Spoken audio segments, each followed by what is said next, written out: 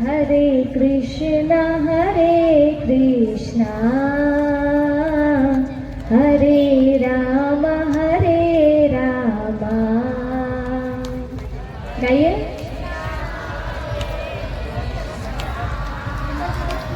हरे राम हरे राम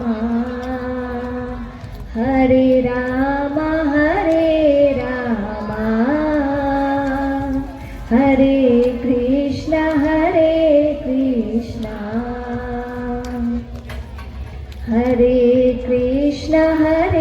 कृष्णा हरे राम चलिए, अपनी जो जीवा है ना शुद्ध हो जाती है जब हम किसी विशेष महान आत्माओं को याद करते हैं, देवताओं को याद करते हैं, ईश्वर को याद करते हैं।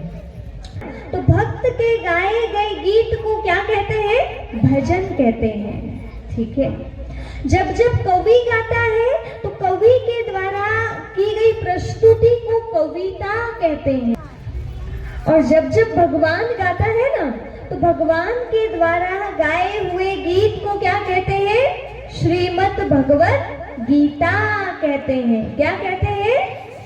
हाँ, भक्त गाता है तो भजन, कवि गाता है तो कविता, और जब जब भगवान गाए तो उसे कहा जाता है श्रीमद् भगवत गीता। तो आप सभी बड़े बड़े भाग्यशाली हैं, बड़े भागी हैं जो स्वयं भगवान के द्वारा गाए हुए गीत को यहाँ सुनने के लिए बैठे हैं। बैठे हो ना? हाँ जी। तो भगवान जब गीत गाता है तो भगवान के द्वारा जो गाया हुआ गीत है वह गीत हमारे जीवन से परेशानियों को दूर कर देता है। आप सभी को पता हो यह गीत भगवान ने कब गाया था? पता है? नहीं पता? यह गीत भगवान ने उस समय गाया था जब अर्जुन विषाद योग स्थिति में पहुंच गया था। कौन सी स्थिति? तनाव की स्थिति, अवसाद की स्थिति। तो भगवान को अर्जुन को देख करके बहुत ही तरस पड़ा और प्रभु ने अर्जुन को मोटिवेट किया, अर्जुन को ज्ञान दिया। ऐसे ही आज के वर्तमान समय में आप सबका ध्यान इधर है? कानों में आवाज आ रही है? हाँ, पूछूंगी इसलिए अच्छे से सुनना। तो जब जब भगवान ने देखा कि अवसाद की स्थिति आ गई है अर्जुन की, वो अपने कर्म क्षेत्र से भाग रहा है और बार बार कह रहा है कि मेरे से ये युद्ध होने वाला नहीं है, तभी भगवान को लगा कि नहीं, धर्म के लिए तो आगे बढ़ना पड़ेगा और अर्जुन को कर्म पथ पर खड़ा करना होगा, अर्जुन को हम भागने नहीं देंगे। और भगवान ने बहुत सुंदर गीत गा दिया, और भगवान ने जो गीत गाया वो 18 अध्याय में बनकर के आई हमारे बीच में श्रीमद् भगवत गीता। तो हम सभी क्या करेंगे? श्रीमद् भगवत गीता का अभिनंदन करेंगे। कितने दिनों के लिए? और 7 दिन के बाद हो गया। 7 दिन सुनो, उसके बाद छुट्टी। ऐसे देखिए, राजा परीक्षित जी को पता पड़ा कि उनकी मृत्यु 7 दिन में होने वाली है। कितने दिनों में? तो राजा परीक्षित जी चले गए भागवत कथा सुनने के लिए सुखदेव जी के पास में। ठीक है, तो याद रहे आप सभी को कि आपको भी केवल जिंदगी के 7 ही दिन मिले हुए हैं। 7 दिन में ही हम भी जन्मते हैं और 7 दिन में ही चले जाते हैं। ऐसा कोई है जो 8वें दिन गया हो? 7 ही दिन का है ना सप्ताह। तो 7 दिन में आए, 7 दिन में चले जाते हैं। तो क्या किया जाए यहाँ? क्या किया जाए इस जीवन में? किन चीजों को डाला जाए जिससे ये जीवन खुशनुमा बन जाए? आप बताइए, क्या करना चाहिए? भगवान का ध्यान करना चाहिए, ईश्वर की याद होनी चाहिए, ज्ञान हम सभी को सुनते रहना चाहिए, नहीं रहना चाहिए? तो कहा जाता है अभिमान के बीच अपने स्वाभिमान को जिंदा रखना होगा। अभिमान के बीच अपने स्वाभिमान को जिंदा रखना होगा और भीड़ पड़ी हो सांपों की वहां स्वयं को शीतल बनना होगा। भीड़ पड़ी हो सांपों की वहां स्वयं को चंदन सा शीतल बनना होगा और रुदन घुटन की बातों से जीते नहीं जाते महाभारत। जीतनी है यदि महाभारत और रोकने हैं चीर हरण तो हमें श्रीमद् भगवत गीता का अभिनंदन करना होगा। तो जीतना है आपको मन के युद्धों को। आज का वर्तमान का समय देखिएगा, पूरी तरह से जो घटना 5000 साल पहले घटी थी, ऐसा समय जिसमें भाई भाई आपस में लड़ रहे थे, एक दूसरे के लिए खून खराबा करने को तैयार हो गए थे।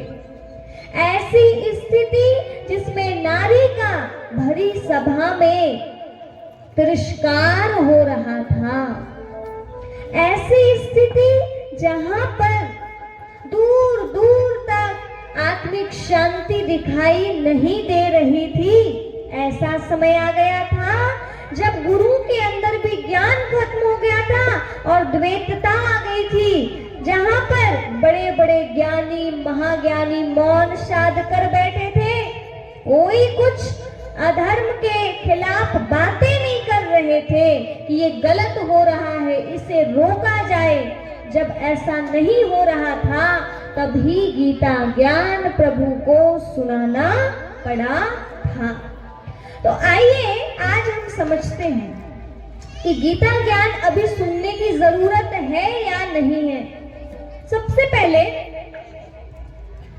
आज के समय में भी हमें वो सारे दृश्य दिखाई दे रहे हैं जो महाभारत काल में घटे थे। सही बात है नहीं है, बताओ, है ना?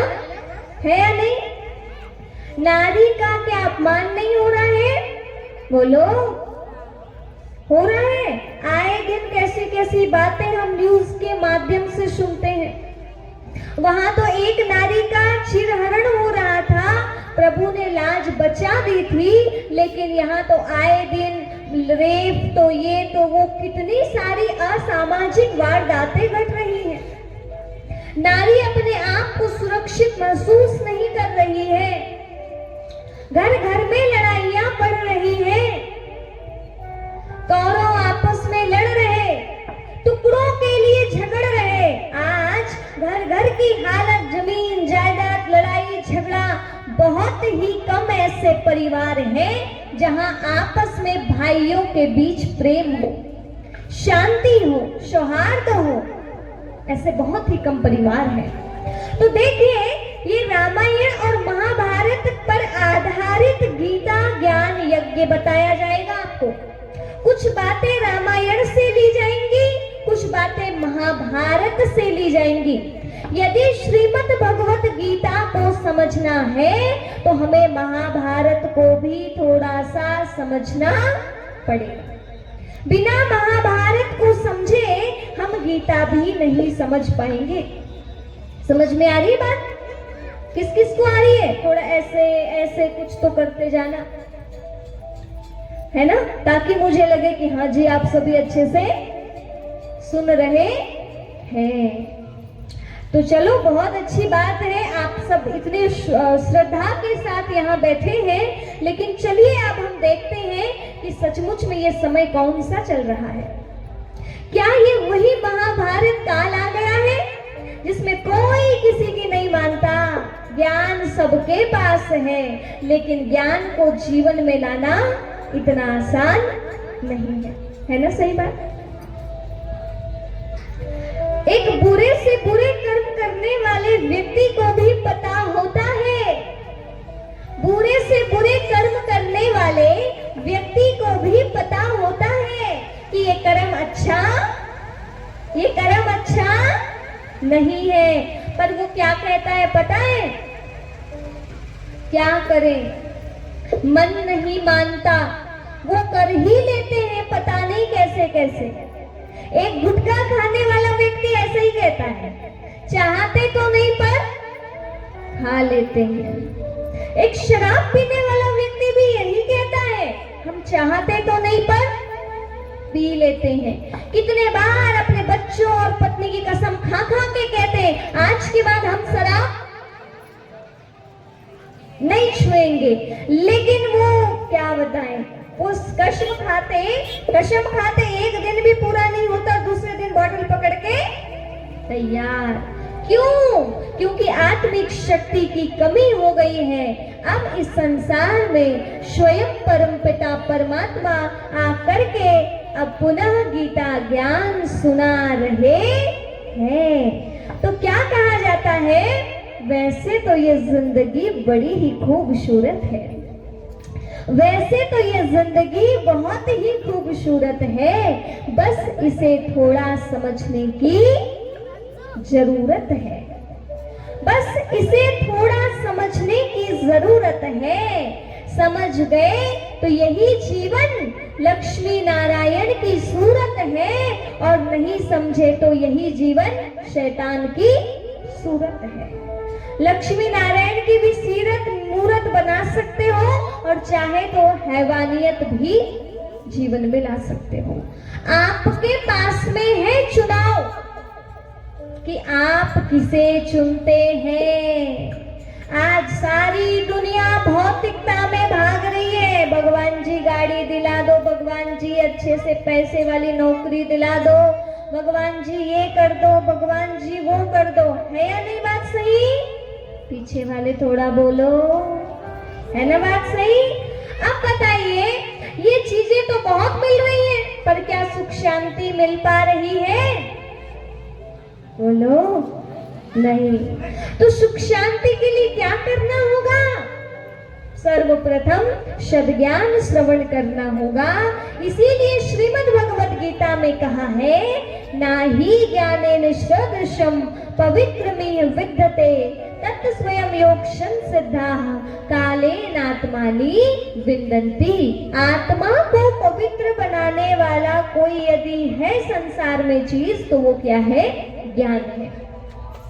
ज्ञान सुनकर के ही हमारे अंदर सत्य और असत्य का बोध होता है, फिर हम सही राहों पर चलने के लिए ईश्वर से जुड़ते हैं, और ईश्वर से जुड़ने के पश्चात जीवन में सुख शांति बढ़नी प्रारंभ हो जाती है। तो देखिए, दो चीजें हैं। श्रीमद् भगवद गीता है योग शास्त्र, और रामायण है प्रयोग शास्त्र। श्रीमद् भगवद गीता में है ज्ञान, और महाभारत है विशाल। महाभारत है एक दर्पण। जिस तरह हम घर से निकलने के पहले दर्पण देख के तो आए होंगे ना सब लोग, कि सो के उठ के ऐसे आ गए, आईना तो देखा ही होगा, देखे? हाँ। तो आईना में क्या देखा आपने? आप कैसे दिख रहे हैं? ऐसे ही महाभारत एक दर्पण है। क्या है? बोलो, दर्पण है। इस दर्पण में अभी आपको हम आपका चेहरा दिखाएंगे कि आपका रूप कौन सा है और किसका है। कौरवों का मुखड़ा लगा रखा है या पांडवों का लगा रखा है? वैसे आपसे पूछे हम, आपको कौरव पसंद है कि पांडव? कौरव का जीवन अच्छा लगा आपको महाभारत पढ़ने में, देखने में, क्या फिर पांडव का अच्छा लगा? किस किस को पांडव का अच्छा लगा? थोड़ा सा हाथ खड़े करेंगे। अच्छा, किसी किसी को कौरव का भी अच्छा लगा है। अब जिसने हाथ खड़ा नहीं किया तो मैं तो समझ ही जाऊंगी ना कि आपको कौरव वाला जीवन बढ़िया लगा। अच्छा, अब एक बार हाथ खड़े करके ही बता दो, किस किस को कौरव का जीवन बड़ा बढ़िया लगा? कौरव वाले कौन कौन है? छोटे वाले बच्चे को पता ही नहीं कि क्या पांडव और क्या कौरव, बेचारे हाथ खड़े कर रहे हैं कि बहन जी हमको तो ना कौरव वाला भी अच्छा लगा। अब देखो संभाल के रखना, आप ही के बच्चे बैठे हैं पीछे। अब बताए नहीं होंगे ना आपने कौन है पांडव, कौन है कौरव। पांडव कौन, कौरव कौन, तेरा बड़ा सवाल है। और चारों तरफ फैला शकुनी का कूट जाल है। चारों तरफ शकुनी के षड्यंत्र चालू है। अब बिना कृष्ण के ही महाभारत होना है। राजा हो या रंग सभी को रोना है। अब बारी आ रही है अपने भी जीवन की। अब परीक्षा का पल बढ़ेगा। अब तक जीवन में खूब मजा किए है ना, बढ़िया बीती है आपकी जिंदगी। हाँ, दादियां भी 80 साल बिता लिए, किसी ने 70 साल बिता लिए। अब कुछ माताएं भी हैं, किसी के 25 साल, किसी के 40 साल बीत गए ना जिंदगी के। अच्छी चली। अब आगे की कैसे चलना चाहिए, मतलब अच्छी क्या खराब? आपको लगता है अच्छी कैसे चलेगी? अच्छी चलाना है ना तो ज्ञान को लाना ही पड़ेगा, क्योंकि अनियमितता का समय बढ़ रहा है। मानसिक परेशानी पहले से ज्यादा बढ़ रही है। पारिवारिक परेशानी पहले से ज्यादा बढ़ रही है ना, बोलो। हाँ, मानसिक समस्या, पारिवारिक समस्या, सामाजिक समस्या, राष्ट्रीय समस्या, वैश्विक समस्या बढ़ रही है, नहीं बढ़ रही है? बढ़ रही है। तो ये समस्या खत्म कब होगी? जब हमारे जीवन में ज्ञान आएगा। वैसे आज डॉक्टर अंबेडकर जी की भी जयंती है, जिन्होंने अपने जीवन को हमेशा संघर्ष में लगाया, सबके कल्याण अर्थ, आत्मबल को बढ़ाया, शिक्षा को बढ़ाया, जिसका जीवन थोड़ा मानने योग्य बना। आज उनको हम सभी याद कर रहे हैं, है ना? हम सबका जीवन भी ऐसा बन जाए कि हमारे जाने के बाद कम से कम कुछ लोग तो याद करें, है या नहीं? बात सही बोलो। अंबेडकर जी को पूरा विश्व में बहुत सारे लोग याद कर रहे हैं। उनकी शिक्षाएं, उनका संविधान, जो कुछ उन्होंने किया, बहुत अच्छा कार्य किया, बुद्धि अभूतपूर्व थी। आपने क्या किया इतने बड़े जीवन में? ये देखो, हमारे जाने के बाद लोग ये ना कहें कि अरे भाई अच्छा चला गया, धरती पे बोझ था, अच्छा गया, धरती पे बोझ था। आपको ऐसा तो नहीं लगता कि जीवन हमने बोझ में बिता दिया? धरती को बोझ तो नहीं है आप।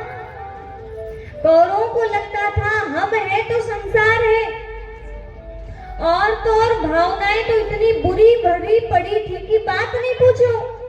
और भगवान का कहना मानना तो बिल्कुल भी पसंद नहीं था। था क्या दुर्योधन को पसंद? नहीं। जब जब व्यक्ति ईश्वर की नहीं मानता, प्रकृति नियम के खिलाफ जाता है, तब तक संसार में कुछ बड़े महाभारत घट जाती है। महाभारत का युद्ध केवल कुरुक्षेत्र में नहीं हुआ। आज सारा संसार कुरुक्षेत्र बन गया है। क्या बन गया है? कुरुक्षेत्र बन गया है। चारों तरफ लड़ाई का माहौल बढ़ता जा रहा है। विश्व युद्ध घटित होने की आसार बढ़ते जा रहे हैं, और बड़े बड़े संत, बड़े बड़े महात्मा, ऋषि मुनि सब कह रहे हैं संभल जाओ, संभल जाओ, संसार परिवर्तन कर रहा है, धरती करवट बदल रही है, धरती बदल रही है। कहा जाता है एक लीक चलता नहीं, बदले हर पल रंग, वही सफलता पाएगा जो चले समय के संग। कौन सफलता पाएगा? जो समय के संग चलेगा। रीत पकड़कर मत कभी बैठो होकर शांत, परिवर्तन सबसे बड़ा जीवन का सिद्धांत। जीवन में परिवर्तन को अपनाइए। जैसे चल रहे थे ना, नहीं, अब बदलना होगा। अर्जुन का जीवन भी बढ़िया चल रहा था, लेकिन जैसे परिस्थितियां बढ़ी तो अर्जुन ने एक बहुत ही अच्छा कार्य किया। भगवान से भगवान को ही मांग लिया। हमें भी यही करना होगा। दुर्योधन के समक्ष स्वयं श्री कृष्ण पहुंचे थे शांति दूत बनकर के। क्यों गए थे? ताकि युद्ध ना हो, बात शांति से ठीक हो जाए, बड़ी विषमता पैदा ना हो। लेकिन दुर्योधन ने क्या कहा? दुर्योधन ने कहा, यदि पांडवों को हमसे राज्य लेना है तो आए, युद्ध करें और लेके जाएं। प्रभु ने कहा, लड़ाई झगड़ा काहे के लिए कर रहे हो? आपस में भाई भाई तो हो। कम से कम में पांडवों को 5 गांवों के बराबर जमीन दे दो। लेकिन दुर्योधन कहता है, न सुच्याग्रम, मैं सुई की नोक के बराबर भी जमीन देने वाला नहीं। चाहिए तो लड़े और ले जाए। जब व्यक्ति ना समझ हो जाता है, जिसको लड़ना झगड़ना तोड़ना मारना पीटना ही बहुत अच्छा लगने लगता है, तब समझ जाना उनका विनाश निश्चित है। उनकी जीत नहीं होगी, जीवन हार की तरफ जा रहा है। सही बात है ये। कभी भी आपको अपने जीवन में ये ज्ञान समझाता है कि कभी भी जीवन में हमें अभिमान नहीं आना चाहिए। क्या नहीं आना चाहिए? बोलो, अभिमान। दुर्योधन को इतना अभिमान है कि बात नहीं पूछो। और कहता है, जानामि धर्म नाचा में प्रवृत्ति, जानामि अधर्म नाचा में निवृत्ति, केने अपि देवेन हृदय स्थितेन यथा नियुक्तोऽस्मि तथा करोमि। अर्जुन शांत है, लेकिन दुर्योधन कहता है, मैं जानता हूं कि धर्म क्या है, मैं जानता हूं कि अधर्म क्या है, लेकिन मैं धर्म की शरण में जा नहीं सकता और अधर्म को छोड़ नहीं सकता। मेरे अंदर ऐसा कुछ बैठा है जो मुझे बुराई के तरफ जाने की प्रेरणा देता है, मुझे प्रेरित करता है, मैं अपने आप को रोक नहीं पाता हूं। ये दुर्योधन कहता है। अभी अपन क्या करते हैं, ये कथा को सुनना ही नहीं है आपको, थोड़ा सा अपना परीक्षण भी करेंगे। क्या करेंगे? हम कौन है देखना तो पड़ेगा। पांडव वाले हैं, कौरव वाले हैं, कौन से हैं, प्रभु की सेना वाले हैं, क्या हैं हम? बाबा, ये महाभारत की लड़ाई क्या आपको लगता है 2 भाई के बीच की लड़ाई है? और 2 भाई के बीच की लड़ाई है भी तो इससे हमारा क्या लेना देना? वो आपस में लड़ लिए, झगड़ लिए, महाभारत युद्ध हो गई, खत्म हो गया। हम यहाँ सुनने क्यों बैठे हैं गीता ज्ञान? क्योंकि ये लड़ाई सिर्फ 2 परिवार की नहीं है, एक परिवार की नहीं है, 2 भाइयों की नहीं है। ये लड़ाई आज वर्तमान में जगह जगह घटित हो रही है। आप ही बताइए, क्या घर घर में लड़ाई झगड़ा नहीं चल रहा? क्या जमीन जायदाद की बातें नहीं चल रही? क्या थोड़े से के लिए लड़ने मारने पिटने को तैयार नहीं हो जाते? कोर्ट में जाके देखो तो इतने सारे केस जमीन जायदाद के हैं कि बात नहीं पूछो। समझ आ रहा है? इतना ज्यादा वातावरण बिगड़ रहा है। इसीलिए ये वेदम व्यास जी, जिन्होंने द्वापर काल में ध्यानस्थ अवस्था में बैठकर एक बहुत ही सुंदर साक्षात्कार किया, जिसमें उन्होंने संसार की सुंदर स्थिति को देखा, लेकिन भविष्य में घटने वाली महाभारत की लड़ाई को भी देखा। एक नारी है जिसकी रक्षा के लिए ढेर लोग खड़े हैं, पर कोई मदद नहीं कर सकता, मदद केवल परमात्मा करेगा। ये देखा। देखने के बाद उनको लगा कि ये जन जन तक जाना चाहिए। ये गीता ज्ञान हमारे बीच में आया कहां से? थोड़ा आज आपको कठिन लग सकता है, लेकिन ये गहरी बातें सुन लोगे तो ज्यादा अच्छा रहेगा। देखो आपको बताते हैं, समझ आ रहा है कि सिर के ऊपर से जा रहा है?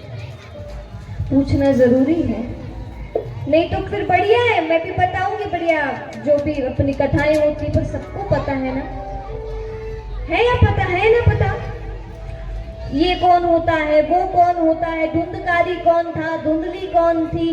भागवत कथा तो सबको याद रहती है। आत्मदेव कौन था, उनका बेटा गोकर्ण कौन था, कथा तो पता ही होगी। लेकिन आज हम आपको कुछ अलग समझाना चाहते हैं।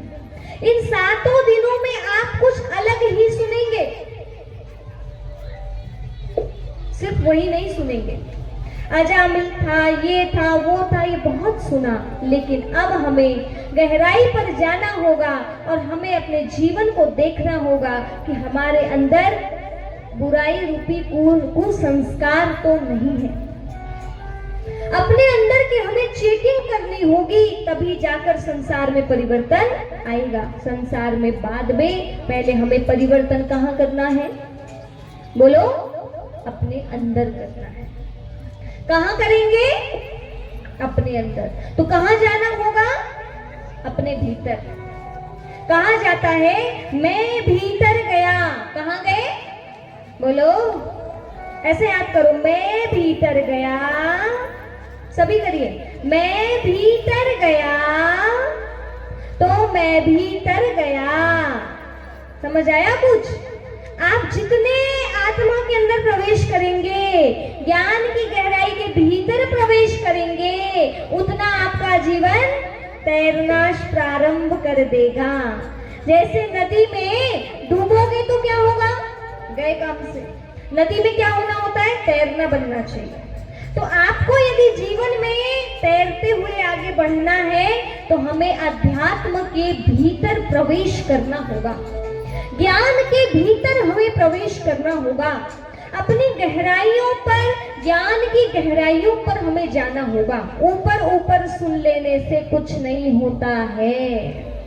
बात बिल्कुल सही है। राम राज्य की कल्पना करने वाले बड़े बड़े महापुरुष चले गए, राम राज्य नहीं आ पाया। देश की रक्षा करने वाले राष्ट्रीय संत कई निकल कर चले गए, बहुत प्रयास किया, जन जन तक सुधार करने का बहुत प्रयास किया, पर परिवर्तन नहीं आया। क्योंकि हम कल एक गलती करते हैं, हम सुनते इधर से हैं और इधर से निकाल देते हैं। ऐसे होता है।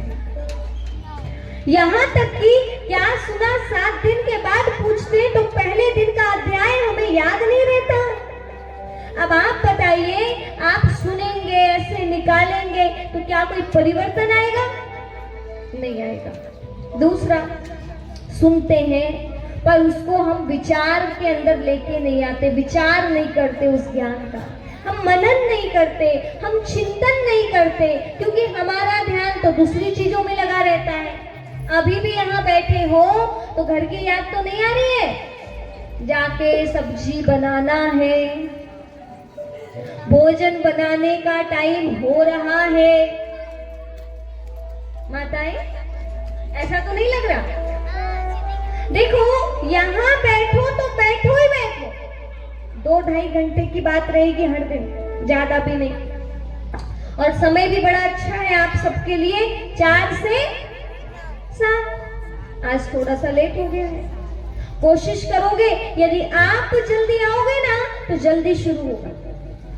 आप लेट करोगे तो फिर मैं भी लेट ही छोड़ूंगी। समझ में आ रहा है?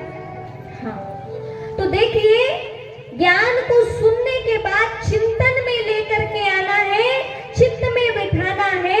ऐसे सुनो और ऐसे नहीं निकालना, अंदर स्थित करके रखना है।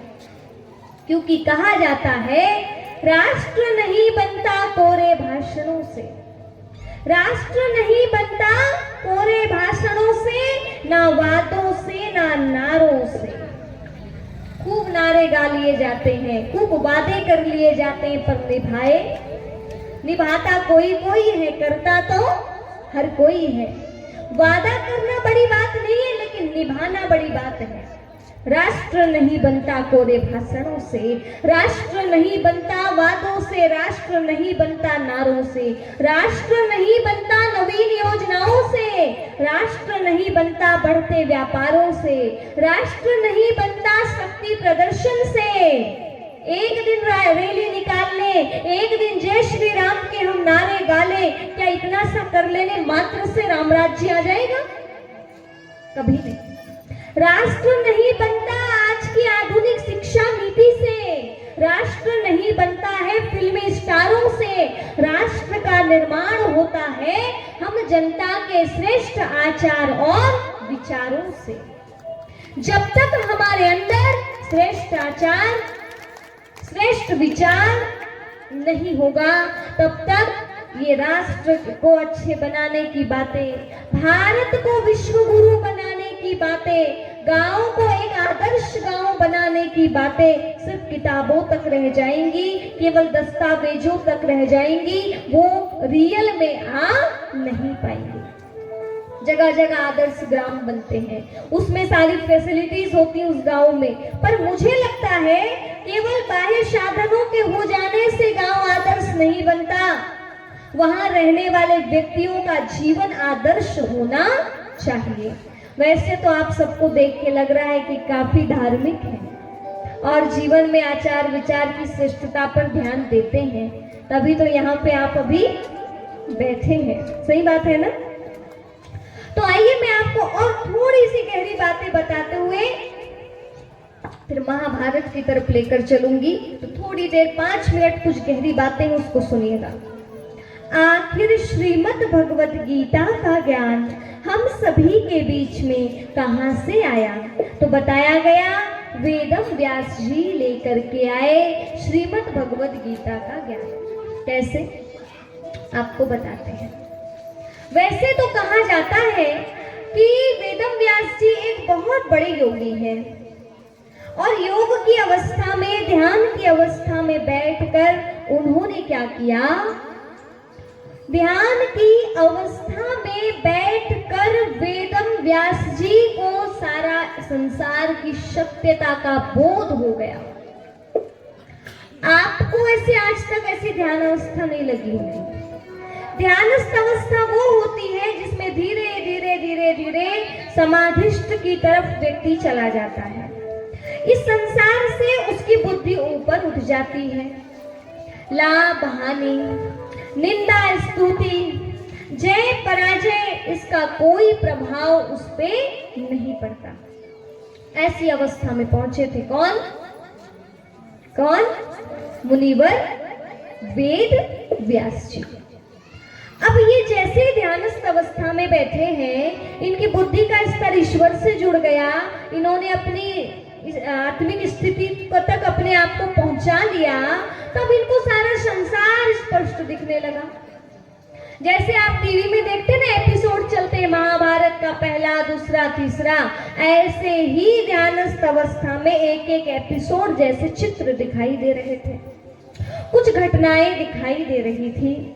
तो वेदम व्यास जी ने उन्हें देखा और देखने के बाद अनुरोध किया, ब्रह्मा जी से निवेदन किया, प्रभु आप मुझे इतना सुंदर ज्ञान प्रदान कर रहे हैं, एक काम कीजिए, मुझे कुछ ऐसा राइटर लिखने वाला प्रदान कीजिए जिससे ये ज्ञान औरों तक, भविष्य में होने वाली जनता तक पहुंचे। क्योंकि उन्हें पता था आगे मनुष्य का जीवन ऐसा हो जाएगा कि धर्म कर्म में ज्यादा रुचि हर किसी की नहीं होगी। अभी तो ऐसे ही है, बुजुर्गों का मन ज्यादा लगता है धर्म कर्म में, लेकिन हर एक का लगता है क्या? युवाओं का लगता है क्या? नहीं।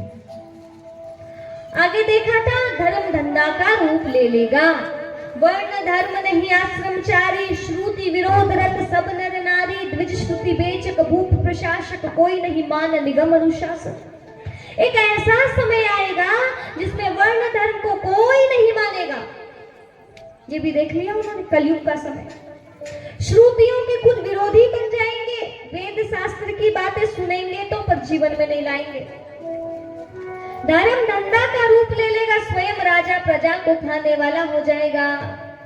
तब ऐसे समय में व्यक्ति के अंदर पहले से यदि बोध हो जाए तो शायद वो ऐसे समय से अपने आप को बचाकर रख ले।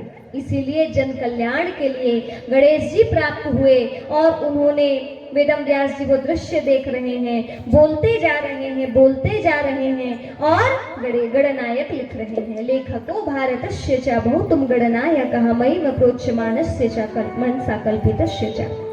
वेदम व्यास जी कहते हैं, हे गणनायक, भूतपूर्व बुद्धि है जिनकी गणेश जी की तरह। गणेश जी है जो साक्षात बुद्धि के देवता माने जाते हैं ना, जिसकी बुद्धि बहुत तीव्र है, एक ऐसा लेखक उन्हें मिला है और कहते हैं, हे गणनायक, तुम मेरे लेखक हुए और मैंने ये जो दृश्य देखा है इसको मैं जितना समझ पा रहा हूँ, ये मेरी कल्पना का विस्तार है, इसको तुम आगे लिपिबद्ध करते जाओ। और ज्ञान लिखा जाने लगा और जब ज्ञान लिखा गया उस ज्ञान को कहा गया श्रुति, डायरेक्ट सुना गया था। पहले ये महाभारत कुछ नहीं बनी थी, 18 पुराण का निर्माण नहीं हुआ था, 4 वेद भी नहीं बने थे। सबसे पहले ज्ञान कैसे मिला? शुद्ध परंपरा चली, श्रुति। डायरेक्ट ध्यानस्थ अवस्था में बैठकर समाधिस्थ अवस्था में पहुंचकर ज्ञान प्राप्त किया जाता था, वह श्रुति कहलाता था। और उसी श्रुति को बैठकर ऋषि लोग सब बैठकर उसकी चर्चाएं करते थे। वो शुद्ध परंपरा चलती गई। तत्पश्चात ज्ञान बड़ा गुह्य है, फिर वह बड़ा भी था, 4 शिष्यों के हवाले किया, ज्ञान को 4 खंडों में विभक्त किया उस श्रुति को, और 4 वेद बनाए गए। क्या बनाए गए? बोलते जाओ थोड़ा, पूछूंगी। हाँ, 4 वेद, और 4 वेद के नाम तो पता है, ऋग्वेद, यजुर्वेद, सामवेद, अथर्ववेद। 4 शिष्यों के हवाले, पायन, शम्पायन, सुमंत, जैमिनी। उसके पश्चात वेदों का ज्ञान बड़ा ही गहरा था, हर एक के दिमाग में वेद नहीं समझ पाते। वेद को समझना इतनी आसान बात नहीं है, ज्ञान है। तो क्या किया? देखा कि कलयुग मनुष्यों की बुद्धि का स्तर नीचे हो जाएगा, तो उनको कुछ कथा कहानियां समझानी पड़ेगी। इसीलिए फिर उन वेदों को ही वहीं रखते हुए 18 पुराण का निर्माण किया गया। कितने पुराण? हाँ जी। और 18 पुराण में क्या है? 18 पुराण में उदाहरणों के द्वारा हम सभी मनुष्यों को बुराई से दूर रहने की, अच्छाई जीवन में धारण करने की, ईश्वर का साथ जीवन में रखकर आगे बढ़ने की प्रेरणा दी गई। अब 18 पुराण में भी जो तीसरे नंबर का पुराण है ब्रह्म पुराण, उसमें आती है महाभारत। किसमें आती है? ब्रह्म पुराण। और महाभारत के अंदर, महाभारत को भी बहुत बड़ा है तो इसको भी पर्वों में विभक्त किया गया, 18 पर्व। उसके बीच में है छठा पर्व भीष्म पर्व। और भीष्म पर्व के अंदर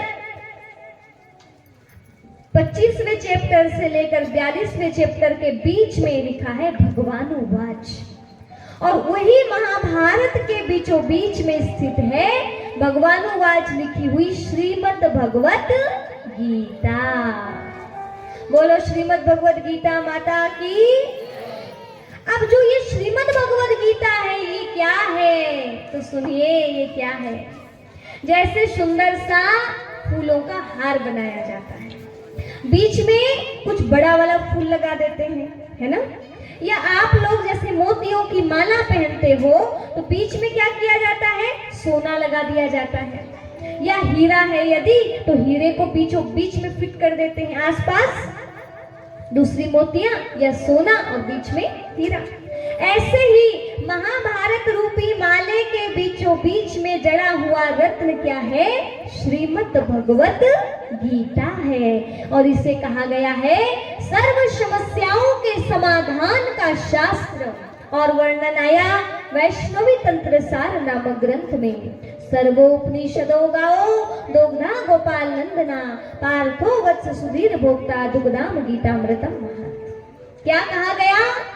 बड़े प्यार से वेदम व्यास जी समझाते हैं, जिस तरह यदि गौ के अंदर सभी देवी देवताएं हैं, है ना, हम मानते हैं। बड़ा अच्छा उदाहरण दिए, ये गौ माता है, उसके अंदर यदि सारे वेद शास्त्रों को डाल दिया जाए और उसका सार निकाला जाए तो सार निकल कर क्या आएगा?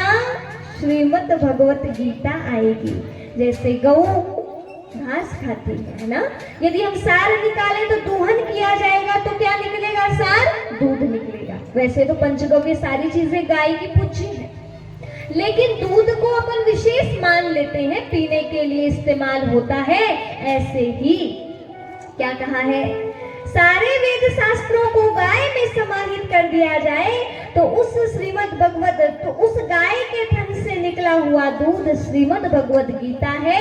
श्री कृष्ण रूपी ग्वाले की सहायता से अर्जुन रूपी बछड़ा उस श्रीमद् भगवत गीता रूपी दुग्ध का रसपान कर रहा है। श्रीमद् भगवत गीता रूपी दूध। अब देखिए, श्रीमद् भगवत गीता की महिमा पुनः आई है। गीता सुगीता कर्तव्या किमन्यैः शास्त्र विस्तरे, या स्वयं पदना भष्य मुखे पदादनि श्रुतः। अर्थात श्रीमद् भगवत गीता सुगीता है, इसकी तो विस्तार, इससे क्या महिमा की जाए, इसे पढ़ लिया जाए तो किसी और दूसरे शास्त्र को पढ़ने की आवश्यकता नहीं है। सही बात है, क्योंकि कहा जाता है सबसे बड़ा ज्ञान, वैसे तो हर जगह ज्ञान ले लिया जाता है। रामायण अपने आप में बहुत बड़ी शिक्षा देता है, महाभारत से सीख मिलती है, पर गीता के अंदर शुद्ध ज्ञान है। यदि हमने उसको पूरी तरह से पढ़ लिया ना तो सही में कहीं भटकने की जरूरत नहीं है। उसी में आत्मज्ञान, उसी में परमात्मा का ज्ञान, उसी में संसार के आदि मध्य अंत का ज्ञान, उसी गीता भगवत में पूरी तरह से मैं कहूँ बुराइयों से दूर हटने का ज्ञान, अंदर बाहर की शुद्धि का ज्ञान, ज्ञान का ज्ञान, हर प्रकार का ज्ञान, योग का ज्ञान, कौन सा ज्ञान नहीं है श्रीमद् भगवत गीता में? आप मुझे बताना। एक ही चीज पढ़ लीजिए, सब आ जाता है, कुछ और पढ़ने की जरूरत नहीं पड़ती। तो आपके लिए खुशखबरी है। क्या खुशखबरी है? 18 अध्याय वाली श्रीमद् भगवत गीता, 700 श्लोक वाली श्रीमद् भगवत गीता आपको 7 दिनों में उसका सार बताया जाएगा। आपने किसने अभी तक श्रीमद् भगवत गीता पूरी पढ़ी है? थोड़ा हाथ खड़े करेंगे। नहीं पढ़ पाए? रामायण पढ़े काफी लोगों ने। चलिए, तो रामायण तो याद हो ही गई होगी, पर कुछ बातें ना रामायण की भी अपन जरूर लेंगे। पर श्रीमद् भगवत गीता आपने नहीं पढ़ी है तो अब तो पढ़ाना ही पड़ेगा, है ना? और तो और मिस नहीं करना। अभी बता दे रही हूं मैं, कल से पूरे घर के सदस्य आना साथ में। ऐसे नहीं कि आज पहला दिन हम आ गए, दूसरे दिन बहू को भेज देंगे, तीसरे दिन बेटा चले जाएगा, ऐसे नहीं। आप बताइए, भोजन सबको करना पड़ता है ना अपने अपने हिस्से का, है ना? बात सही। इतना ऊंचा ज्ञान, इतनी बड़ी श्रीमद् भगवत गीता रूपी गंगा यहाँ उपस्थित हुई है, तो आपको 7 दिनों तक इसका कितना ज्यादा सम्मान करना चाहिए, ये तो बहुत आवश्यक बात है। ये मुझे बताने की जरूरत वैसे तो नहीं है। हम तीर्थ करने जाते हैं, अभी कुंभ में कितने लोग गए ना? आप में से कोई गया? अच्छा, अब आपको बताएं, यहाँ पर स्वयं जहाँ पर भगवान की सत्संग हो, जहाँ स्वयं ईश्वर पहुंच जाते हैं, और कहा जाता है पूरे के पूरे तीर्थ धाम भी इसी स्थान पर आ जाते हैं। तो 7 दिनों तक समझिए, स्वयं प्रयागराज कहाँ गया है? सारे तीर्थों का राजा कौन? प्रयागराज, है ना? बात सही।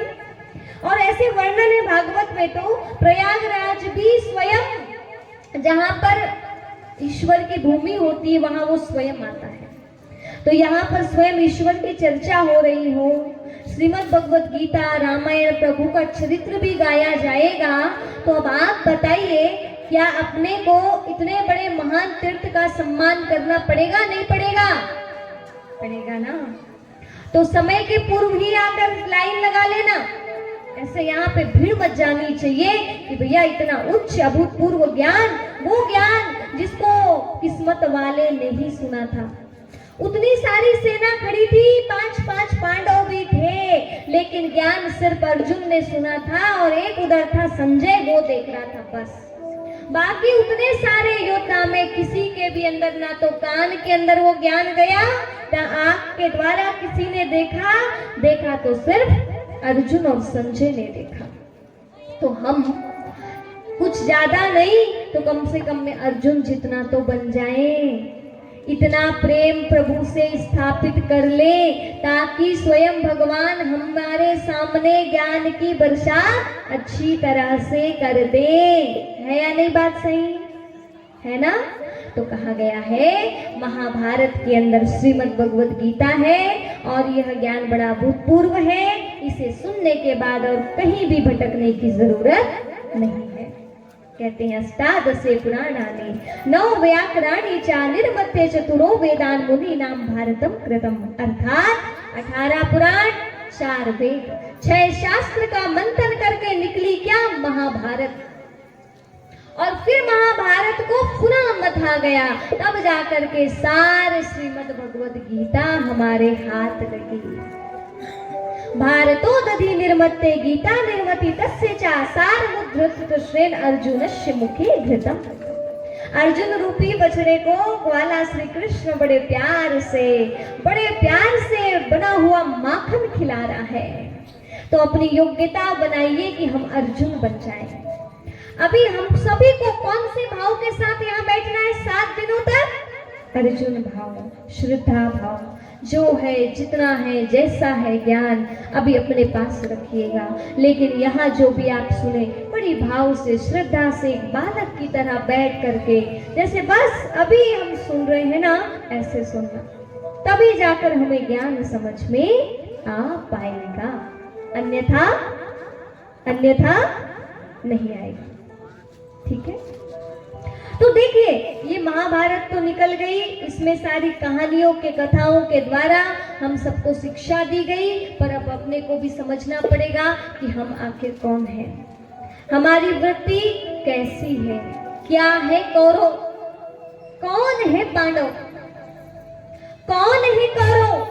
कहीं हमारा नंबर तो नहीं लगता कौरव के तरफ। इनका जन्म कैसे हुआ, कथा क्या कहती है, और कथा में इसका क्या रहस्य छिपा हुआ है, ये भी तो देखना होगा। नहीं देखना होगा? तो आओ महाभारत रूपी दर्पण खोलते हैं। कौन सा दर्पण? महाभारत। देखो, ये दुनिया, ये संसार बड़ा सुंदर था पहले। महाभारत जैसे ही पहली बार शुरू हुई थी तो एक समय का पहिया घूमते घूमते आता है और वो कहता है मैं काल चक्र हूं। और उसमें ये कहा जाता है सीखे हम बीते युगों से और नए युग का करें स्वागत। हम सीख लें किससे? बीते युगों से क्या क्या हुआ और उनसे शिक्षा लेकर हम आने वाले नए युग का स्वागत करें। तभी जाकर के हम अपने जीवन में खुशियों के साथ जी सकेंगे। तो वह समय का पहिया कहता है मैं समय हूं, मैंने देखा है। क्या देखा है?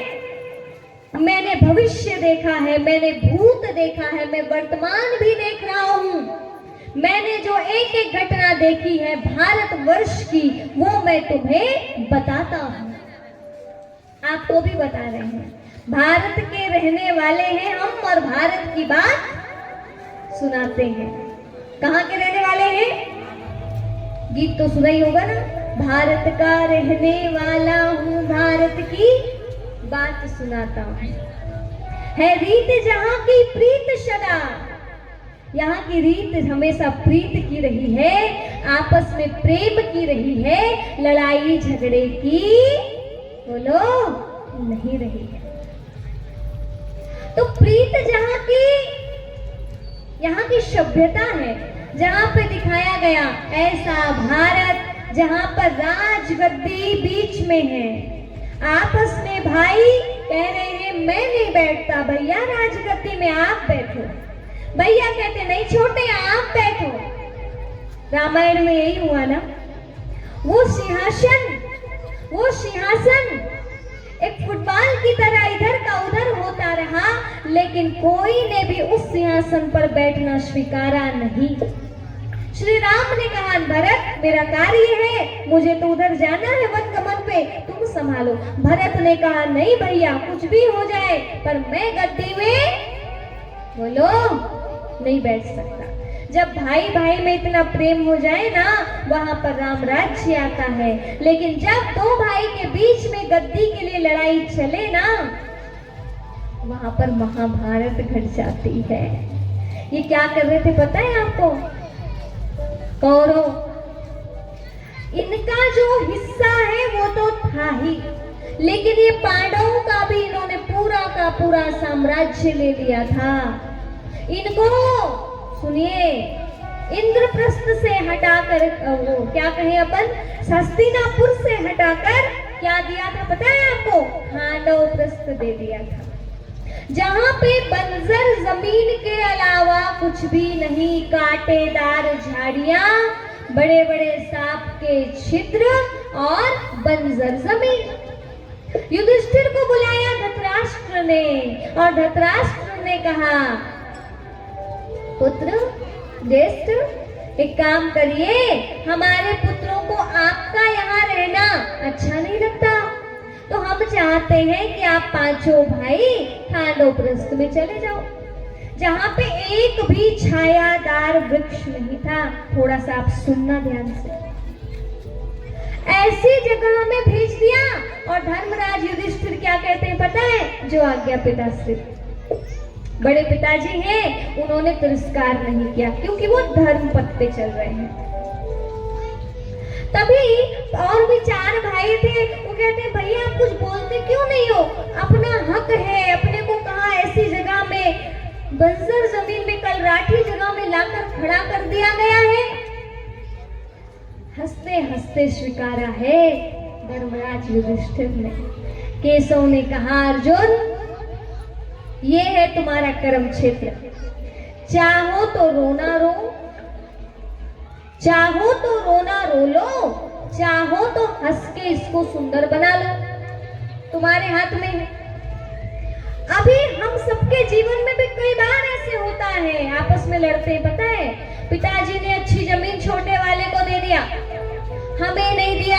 घर का सारा हिस्सा बड़े बेटे को दे दिया, छोटा वाला कहता है हमें नहीं दिया। हम इधर उधर दोष लगाते हैं, हमारे साथ कितना अन्याय हुआ, पिताजी ने पक्षपात किया, ये किया वो किया। इधर पांडवों ने एक बार भी नहीं कहा। केशव ने कहा तुम्हें जो मिलना था वो मिल गया, अब तुम चाहो तो इसको बना लो या रोते रोते रह लो, तुम्हारे हाथ में। कर्म की लेखनी ऐसी लिखी है धर्मराज ने, और पांचों पांडवों ने ऐसा कार्य किया है। धर्मराज के साथ चार भाई 5 हो गए। उस खांडवप्रस्थ को इंद्रप्रस्थ में बदल दिया, शिकायत नहीं किया। इनकी वजह से हमारे जीवन में तकलीफ है, इनकी वजह से हमारे जीवन में परेशानी आ रही है। ये है शिकायतें करना। शिकायत करने वाला मानव जिंदगी भर शिकायत करता रह जाता है। दूसरों की बुराई करने वाला मानव जिंदगी भर दूसरों की बुराई करता रह जाता है। लेकिन जिसको आता है ना जीवन जीना, वो कभी किसी की बुराई नहीं करता। राम जी को वनवास मिला था क्या? नहीं मिला था। देखे थे आपने? ऐसा लग रहा है सब अयोध्या वासी हैं आप सब। आप ही के घर की घटना है क्या? है तो अपने भारत। देखिए वनवास मिला है। निषाद राज जो थे ना, उनके मित्र, वो कहते हैं कैसी माँ है जिन्होंने इतने योग्य अपने संतानों को वन में भेज दिया, राम जी क्या कहते हैं पता है?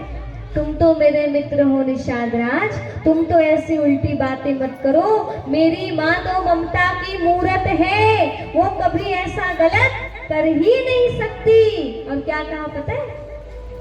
बोले ये हमारे ही कर्मों का फल है जिसे हम यहाँ भोगने के लिए आए हैं। ये कहा उन्होंने, अपनी माँ को उन्होंने बुरा नहीं कहा।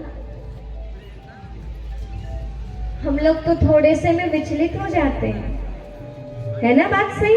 थोड़े थोड़े में एक दूसरे की बुराई करनी प्रारंभ कर देते हैं। अब आप बताइए क्या ये उचित है? नहीं है ना?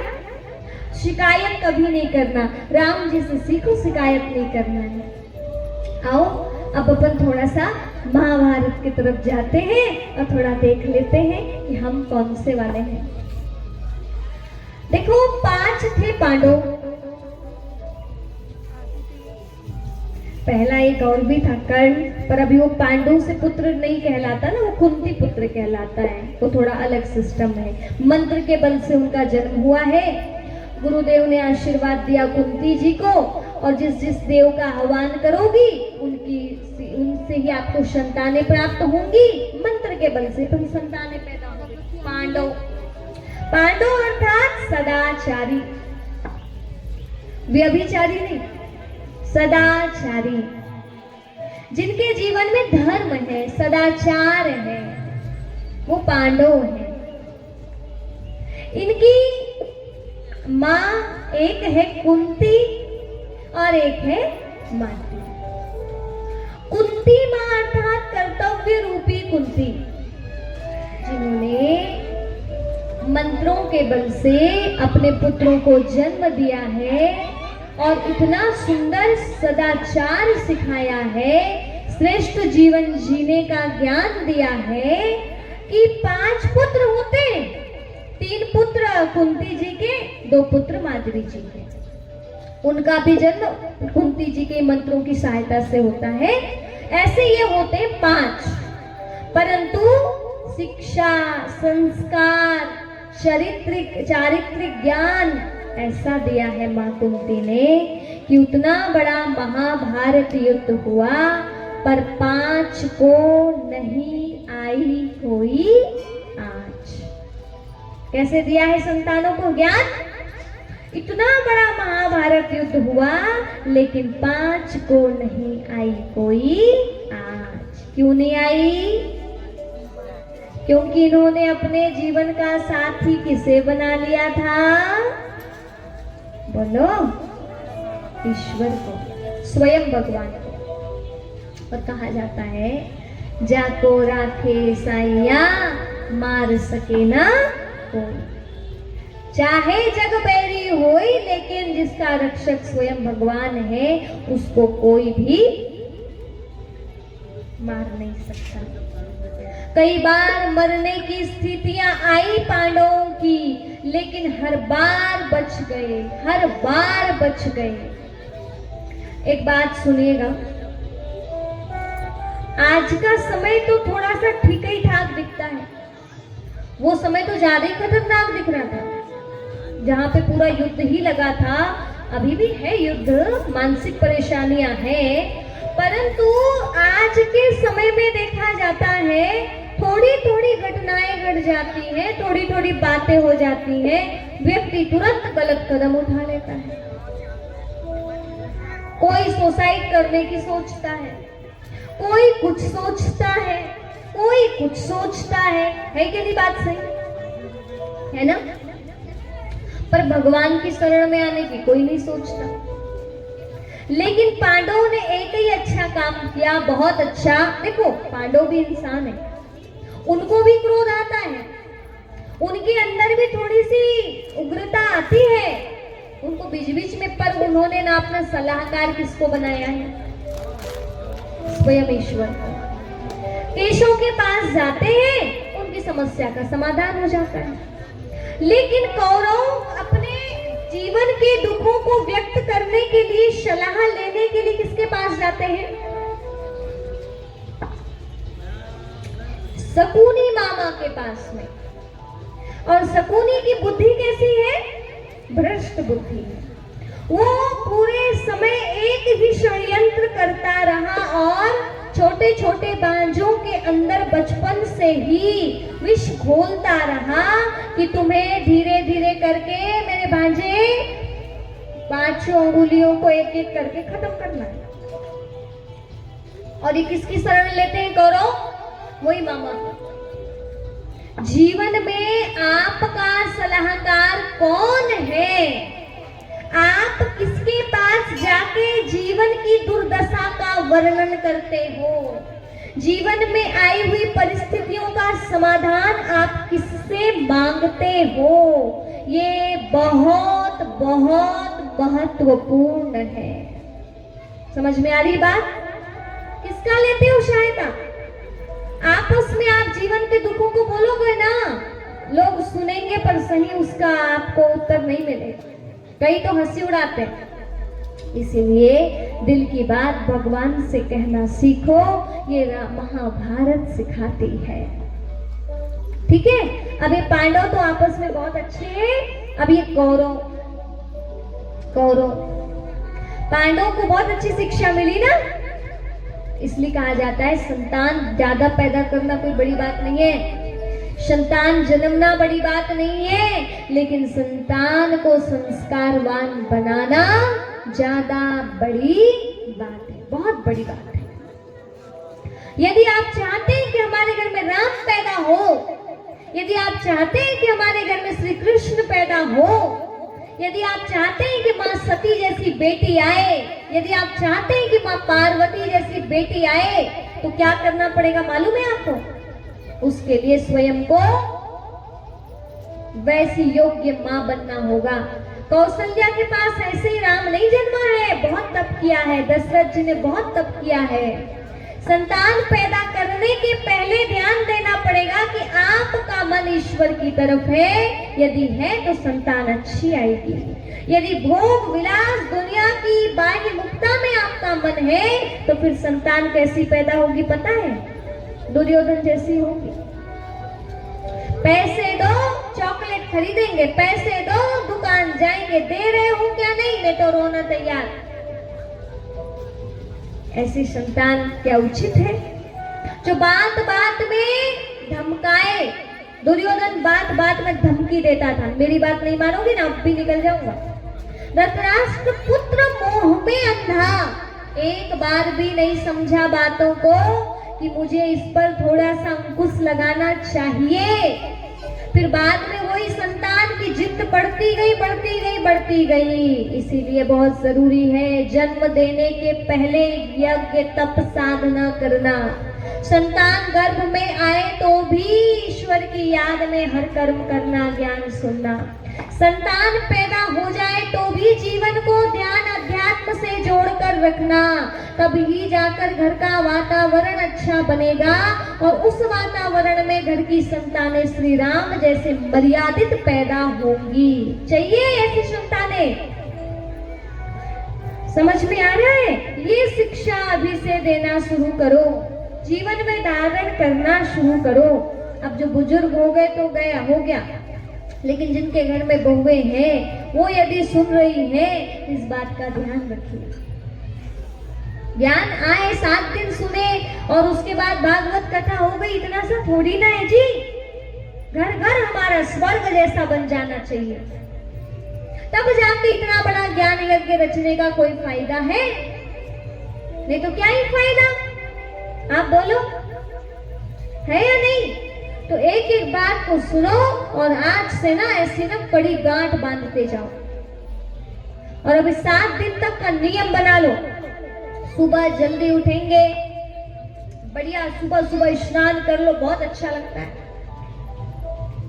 मेडिटेशन ध्यान आपको सिखाएंगे। सुबह यहाँ पर योग का भी कार्यक्रम है, तो वो भी आप सबको 5:30 बजे आ जाना है। बहुत अच्छा योग होगा, स्वस्थ रहने की बातें बताई जाएंगी, म्यूजिकल एक्सरसाइज कराई जाएगी। लेकिन उसके बाद अपने पूरे गांव का वातावरण 7 दिन तक कैसा हो जाना चाहिए? एकदम सात्विक लगना चाहिए भाई कि हाँ कुछ हो रहा है। है या नहीं? ये कार्यक्रम किसी एक का नहीं, आप सब गांव के हितार्थ रखा गया है। तो सब समझो कि ये कार्यक्रम किसका है? हमारा है। किसके कल्याण के लिए है? हम सबके कल्याण के लिए है। ठीक है, तो इस बात का ध्यान रखना है। तो सात्विकता को अपनाइए, जल्दी बढ़िया शुद्ध भोजन करिएगा 7 दिनों तक, बहुत अच्छी आदत बन जाएगी। फिर आगे भी वो बढ़ने लगेगा। तो कोशिश करो आज से हम पूरी सात्विकता अपने घर में लेके आए, क्योंकि जहाँ कहीं भी भागवत कथाएं होती हैं यजमान के द्वारा जोड़े बिठाए जाते हैं, उनके नियम होते हैं। खूब ज्यादा तेल मिर्च मसाला का वो नहीं खाते, ब्रह्मचर्य का पालन जब तक ज्ञान सुन रहे हैं तब तक, इसलिए ताकि ज्ञान बुद्धि में बैठे, क्योंकि बिना शुद्धि के ज्ञान समझ में नहीं आता, दिमाग के बाहर चला जाता है। कोई ये नाचने गाने का मंच थोड़ी ना है, ये तो आत्मा को अलग जगाने का मंच है। यहाँ पर थोड़ी सी ताली बजा लेने की बात नहीं होगी, यहाँ पे जीवन को सही दिशा में ढालने की बात होगी। इसीलिए आप सभी को इस बात का विशेष ध्यान रखना होगा। और एक बात, कल ऐसे अकेले नहीं आना। आपकी कितनी अंगुली है? पूरा देखे नीचे से ऊपर तक तो 20 निकलेंगे, है ना? चलिए, अब जितना आप कर ले अपने साथ, अपने साथी, अपने घर में 4-5 दिनों के लिए ना कोशिश करो, आपके जो मेहमान हैं, आपके जो रिश्तेदार हैं, उनको भी बुला लो, ताकि उनकी बुद्धि भी खुल जाए, क्योंकि ऐसा ज्ञान बार बार नहीं मिलेगा। इसीलिए सबको बुला लो। 20 नाखून का जोर लगा करके 7 दिनों तक इस ज्ञान यज्ञ का लाभ ले लीजिए। अपने साथ कम से कम में 5 को तो लेके ही आना, और ज्यादा से ज्यादा 20 लोगों को। ठीक है, पांडवों की लिस्ट में यदि हो तो कितनों को लेके आना अपने साथ? एक जन 5-5 को लाएगा तो कितना आनंद आएगा, है ना? तो इस बात का ध्यान रखना है। अगली बात, आपको हम क्या बता रहे थे? पांडवों के बारे में। तो ऐसे सदाचार के संस्कार सिखाए, तो आप सब माँ भी इस बात का ध्यान रखें। अब ये जो कौरव है ना, इनका भी अर्थ बता देती हूँ।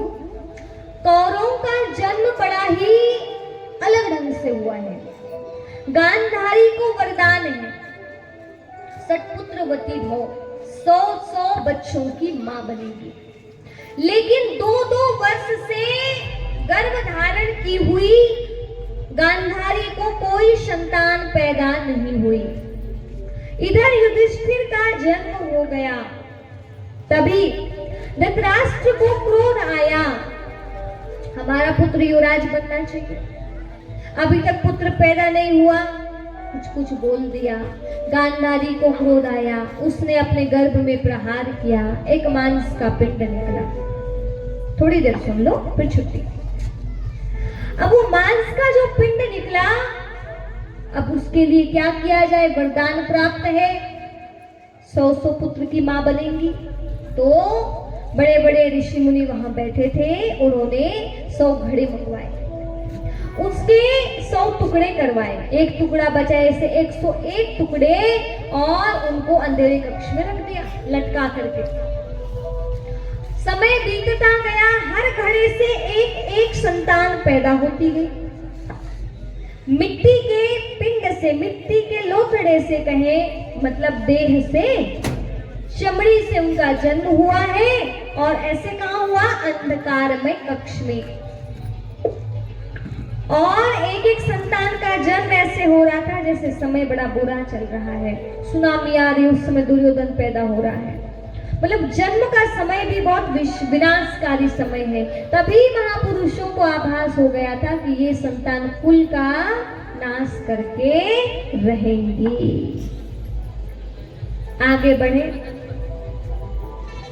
100 पुत्र, एक पुत्री दुशाला, एक दासी पुत्र युत्सव, ऐसे 102 संतानें हैं धृतराष्ट्र की।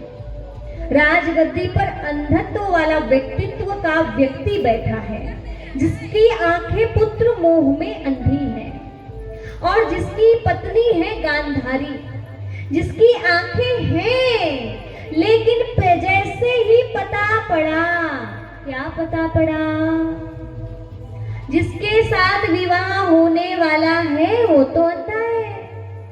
तो पत्नी ने क्या किया पता है आपको? उठाई एक पट्टी और उन्हें भी अपने आंख में बांध लिया। जैसे पति वैसी पत्नी। गांधारी ने पट्टी बांध के बहुत बड़ी गलती कर लिया। गांधारी को अंगुली पकड़कर धृतराष्ट्र को रास्ता दिखाना था, न कि पट्टी बांधना था। देखो, इसका अर्थ समझने की कोशिश करना। अब पति अज्ञानी है तो पत्नी यदि ज्ञानवान है तो उसे ज्ञान का प्रकाश पति को देना चाहिए या नहीं देना चाहिए? कि पति गलत रास्ते पे जाए तो पत्नी बोले हाँ जाओ ना, कुछ नहीं होता। पत्नी जो पति को पतन से दूर रखे, इसलिए सनातन धर्म में कहते हैं धर्म पत्नी। इधर वाइफ नहीं चलता, ये विदेशों का कल्चर है। हस्बैंड वाइफ, इधर क्या चलता है? पति, धर्म पत्नी, श्रीमती ऐसे बोलते हैं। श्रेष्ठ मति वाली जो अपने पुरुष को, जो अपने पति को भी श्रेष्ठ राह पर लाके खड़ा करे, ना कि खुद बिगड़े और दूसरे को भी। पति गलत रास्ते पर जाए, करप्शन के तरफ, अरे हाँ लाओ ना, बढ़िया है, सोने का हार मिलेगा, ज्यादा पैसा कमाओगे तो ज्यादा अच्छे आलीशान घर में रहेंगे। ऐसे वाले को पत्नी, धर्म पत्नी नहीं कहा जाता। समझ में आ रही बात? गांधारी ने वही किया। पुत्र जो जिद करे वही दिलाया। परिणाम स्वरूप लड़ाई झगड़ा बढ़ती गई। कौवे और गिद्ध की तरह रो रो करने की प्रवृत्ति इनमें है, इसीलिए इनका नाम क्या पड़ा है? कौरव। वेदम व्यास जी ने देखा ऐसा समय आया था और आएगा जब आपस में लड़ाई झगड़ा मच जाएगा, बहुत सारे व्यक्तियों का जीवन बिगड़ जाएगा। उन्होंने क्या किया? महाभारत रचा और उसमें एक एक पात्र बना दिए। उनकी संतान ने क्या नाम रखा? दुर्योधन। देखा संसार में बहुत सारे लोग ऐसे हैं जो धन का दुरुपयोग करते हैं, तो क्या नाम रख दिया उन्होंने? एक पात्र बनाया और उनका नाम रखा दुर्योधन। हमें लगा ऐसा एक दुर्योधन होगा, लेकिन आज संसार में झांक के देखना, एक दुर्योधन निकलेंगे क्या बहुत सारे मिलेंगे? थोड़ा तो बोलो, भूख लग गई क्या? बहुत सारे निकलेंगे, लेकिन एक पात्र बनाया, दुशासन। अनुशासन ही नहीं है जीवन में। एक नहीं, ऐसे बहुत सारे पुरुष हैं, बहुत सारी नारियां हैं जो बिना अनुशासन के जीते हैं। और भी नाम है दुष्कर्ण। कान को बुरी बात सुननी ज्यादा अच्छी लगती है, निंदा सुनने में बड़ा मजा आता है, भगवान की बातें सुनने में मस्तक दुखता है। क्या बताते हैं भैया, सर दर्द करने लगा, दिमाग लगा के, ऐसे कहते हैं। तो जिसको ज्ञान की बातें सुनने में सर दर्द का झटका आए और इधर उधर की बातों में इंटरेस्ट जाए, तो समझ लेना हम कौरव की संतानें दुष्कर्ण है। 100 पुत्र हैं, इनके नाम ऐसे हैं ज्यादा से ज्यादा। दुर्मुख, वो मुख जिसको मुख से अपशब्द निकालने में मजा आता है। अच्छी बातें कम करते हैं, गालियां ज्यादा देते हैं। अब जो गालियां ज्यादा दे वो क्या कहलाएगा? गलत गलत शब्द उच्चारित करे उसे क्या कहा जाएगा? दुर्मुखी तो कहा जाएगा। चेक करो, चेकिंग करो। दुर्योधन जैसे हैं, कौन कौन धन का दुरुपयोग करता है देख लो। गुटखा में, तंबाकू में, सिगरेट में, शराब में। पैसा तो नहीं जाता वेस्ट। हाँ, इधर माताएं भी, जितनी महंगी साड़ी की जरूरत नहीं है उतनी महंगी शादियां चल रही है ना, और आज तो काफी शादियां हैं। शादी आ रही है, महंगी साड़ी खरीदेंगे। ये क्या है? फैशन करने में, पार्लर में जा करके 4-4, 5-5 हजार रुपए खत्म। ये क्या है? धन का दुरुपयोग है। जैसे हो वैसे दिखो ना, ज्यादा ही ऊपर से एक्स्ट्रा लिपा पोती कर करके दूसरों को दिखाने की कोशिश भी कर लोगे, कितने दिन तक, कितने देर चलेगा वो आपका 5,000 का मेकअप? 1 घंटा, 2 घंटा, 4 घंटा बस। उसके बाद तो बिना मुंह धुले तो काम चलेगा नहीं। तो ये क्या है? ये दुर्योधन प्रवृत्ति। तो चेक करना है आपको, ऐसी कथा थोड़ी ना सुना रही हूं मैं, चेक करो अपने अंदर। मुख से गलत बातें निकलती हैं, दुर्मुख की श्रेणी में आ जाओगे। कानों को निंदा चुगली सुनना ज्यादा पसंद है, दुष्कर्म। हाथों से गलत काम करते हो, दुरहस्त। नहीं है ना आप कोई भी करो? वाह, अभी भी ऐसा लग तो रहा है मुझे देखकर कि आप सब पांडव हो ना? हाँ, तो पांडव कौन है वो मैं भी आपको बता देती हूँ, पर पहले कौरव पूरा कर लेते हैं। ऐसे 100 पुत्रों में ज्यादा से ज्यादा के नाम ना ऐसे दुष्टता से भरे हुए हैं। दुर्मुख, दुष्कर्ण, दुरहस्त, ये नाम। देखो, एक है दुर्गा, जो दुर्गुणों का अंत करे, वो दुर्गा मैया। और जो दुर्गुणों को जीवन में ला ले, वो है कौरव। ऐसा है। अब एक है पुत्री, जिसका नाम है दुशीला। शील अर्थात चरित्र, जिसका चरित्र बिगड़ा हुआ है, वो कौन है? दुशीला है। कौन है? दुशीला। देख लो इधर चेक करके, किसका चरित्र बढ़िया है? क्योंकि आजकल चरित्र बहुत बिगड़ रहा है। सुंदरता गुणों की नहीं देख रहे हैं, सुंदरता केवल शरीर की देखी जा रही है। इतना ज्यादा समाज बिगड़ गया है, उसी पर पूरा प्रयास किया जा रहा है। चरित्र को और गिरा रहे हैं। पैसे कमाने के लिए जितना हद तक गिर सके उतना गिर रहा है संसार। उन्हीं को देख देख करके अपने गांव के भी छोटे छोटे बच्चे सीख रहे हैं। बड़े बड़े शहरों की बुराइयां गांवों में आ रही हैं। विदेशों का कल्चर आज सनातन संस्कृति को खत्म करता जा रहा है। सही बात है क्या बुरी बात है? बोलो।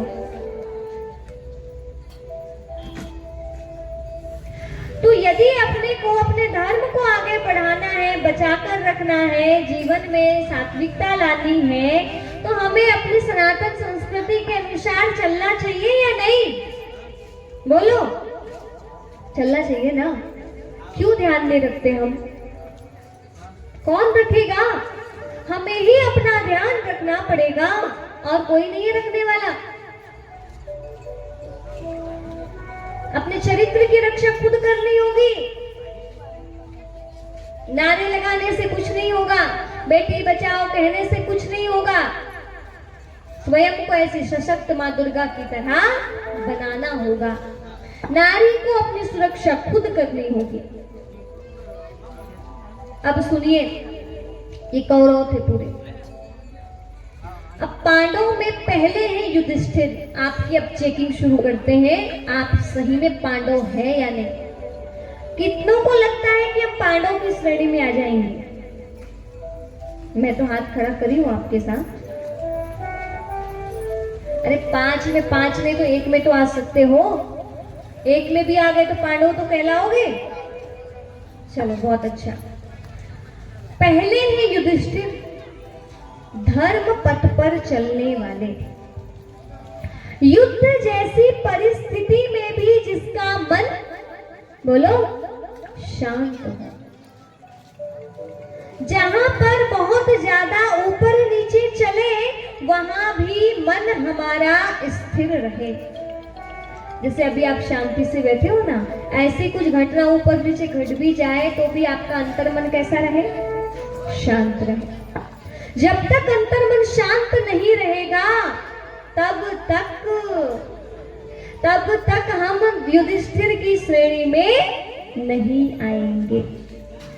धर्म पथ पर जो चलेगा वही धर्मराज युधिष्ठिर कहलाएगा। कहा गया है, धर्मो रक्षति रक्षितः। जो धर्म की शरण में चलेगा, धर्म उसकी रक्षा करेगा। दूसरा है भीम, ज्ञान रूपी गदा जिसका मजबूत है, कीचक जैसे राक्षसी प्रवृत्ति को जो खत्म करने का सामर्थ्य रखता है, वो है भीम। पावरफुल, हिलता नहीं है। आप अपने आप में देखिए। आगे अर्जुन, अर्जुन अर्थात ज्ञान को सुनकर अर्जन करने वाली आत्मा, जीवन में लाने वाली आत्मा क्या कहलाती है? अर्जुन कहलाती है। आप सब कौन है? सुन करके अर्जन करेंगे ना, ये अर्जुन। चौथे हैं नकुल और सहदेव, दो भाई है, 5। ये है साधारण, मध्यम है, थोड़े माधवी पुत्र है, लेकिन है असाधारण। अच्छाइयों की नकल कर करके खुद को जो बहुत अच्छा बना ले, वो है नकुल, नकल करने वाला। पर कैसी नकल? बुराइयों की क्या अच्छाइयों की? ऐसी नकल नहीं कि अरे बाबा उनका तो घर बहुत बड़ा बन गया, हम भी बड़ा घर बनाएंगे, ऐसी नकल नहीं। उनके पास बड़ा फोन है, हम भी खरीदेंगे, ये नकल नहीं। ये देखो कि उनके पास कितने श्रेष्ठ संस्कार हैं, वो संस्कार हम में आ जाए। अच्छाइयों की नकल, कपड़ों की नकल नहीं, हेयर कटिंग की नकल नहीं, वेशभूषा की नकल नहीं तो यही हो रहा है आजकल। टीवी में देखते हैं उन्होंने ऐसे कपड़े पहना, इधर गांव में भी खरीद के पहनना शुरू कर देते हैं। ये क्या है? ये नकल अच्छी नहीं है। अच्छाइयों की नकल करो।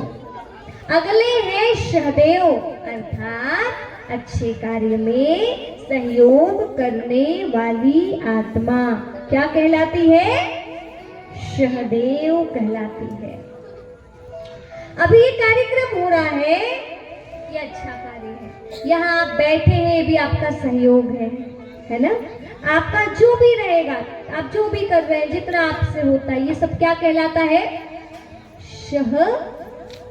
सहयोग। और जो ऐसे अच्छे कार्य में सहयोग देता है, वही सहदेव कहलाता है। देखो, ये अच्छा कार्य है, ये कानों में ये ज्ञान जाएगा तो संसार, ये गांव जो है और अच्छा बनेगा, हम सबका जीवन सुधरेगा।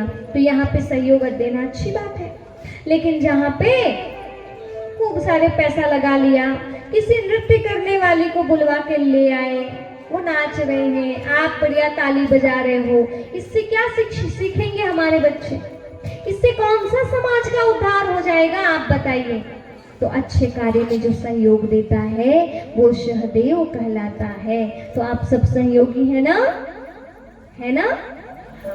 तो आप सभी पांडवों की श्रेणी में हैं, परंतु नकुल तो बन ही सकते हैं। अच्छाइयों की नकल करना बड़ी बात नहीं है। सहदेव भी बना जा सकता है और अर्जुन भी बना जा सकता है। जब अपन ये सहदेव, पहले सहदेव बनना होगा, नकुल बनना होगा, फिर अर्जुन, फिर भीम और फिर हम युधिष्ठिर जैसी उच्च अवस्था को प्राप्त कर सकते हैं। पर पहले हमें पीछे से, नीचे से सिस्टम आगे बढ़ाना होगा। अब चलिए अंत की तरफ बढ़ते हैं। एक छोटी सी बात आप सभी के समक्ष रखते हैं। समय भी होता जा रहा है। तो देखिए, उतना बड़ा महाभारत युद्ध होता है, लेकिन उसके पूर्व कौरव और पांडव की तरफ से एक एक भाई निकलकर किसकी तरफ आते हैं? ईश्वर की शरण में आते हैं। देखिए, जो व्यक्ति बुरे पथ पर है वो भी सहायता मांगता है, प्रभु शक्ति देना। एक चोर भी चोरी करने के पहले ना भगवान को कहता है, पकड़ाऊं ना, इतना ध्यान रखना प्रभु। तो ऐसा है। हुआ क्या? दुर्योधन भी पहुंचा सहायता मांगने के लिए और अर्जुन भी पहुंचे। दुर्योधन पहुंचे और शीर्ष की तरफ बैठ गए। कहां बैठे?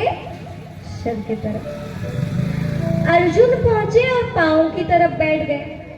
अब किसी से मदद मांगने जाए तो पैर की तरफ बैठना चाहिए कि सिर की तरफ? अभिमान लेकर जाना चाहिए कि निर्माण भाव के साथ में जाना चाहिए? बोलो।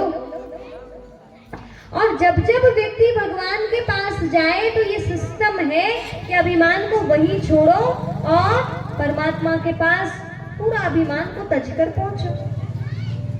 लेकिन जो जो अभिमान लेकर जाता है ना, वो व्यक्ति भगवान को पसंद नहीं आता है। ईश्वर ऐसे दिखाया, कृष्ण जी लेटेंगे। अब कोई व्यक्ति लेटा रहेगा, उठेगा तो सबसे पहले नजर किधर जाएगी? शिव की तरफ या पांव की तरफ? पैरों की तरफ ना। पैरों की तरफ जैसे ही नजर गई तो कौन मिला? अर्जुन। बोले अरे बात कैसे आना हुआ, आइए आइए आइए, बैठिए बैठिए बैठिए, और सुनाओ क्या चाहते हो? उतने में दुर्योधन कह पड़ा, हम ना अर्जुन से पहले आए हैं, इसीलिए आप हमें पहले मौका दीजिए, हम पहले मांगेंगे हमें क्या चाहिए। दोनों युद्ध के लिए सहायता मांगने आए हैं। प्रभु ने कहा जिस पर मेरी दृष्टि पहले गई है वही मुझे, वो उसे पहले मौका मिलेगा, उसे जो भी मांगना है वो मांगेगा। युधिष्ठिर को पहले मौका मिला। युधिष्ठिर ने अर्जुन के है ना, अर्जुन से कहा प्रभु ने, एक तो मैं हूं, दूसरी मेरी नारायणी सेना है, तुम्हें जो लेना है ले लो, या तो मुझे या मेरी सेना को। दो विकल्प है तुम्हारे पास, मुझे लो या मेरी सेना को। आज अर्जुन के पास दो विकल्प रख दिए गए। एक तरफ निशस्त्र चतुर्भुज, एक तरफ सेना अक्षौणी, एक तरफ करतार और एक तरफ संसार। अर्जुन के पास दो चीजें, एक तरफ कौन? अक्षौणी सेना, और एक तरफ निशस्त्र चतुर्भुज। बोले मैं तो रहूंगा पर मैं शस्त्र उठाने वाला, मैं कोई युद्ध करने वाला। एक तरफ सेना अक्षौणी, एक तरफ निशस्त्र चतुर्भुज, एक तरफ संसार, एक तरफ करतार।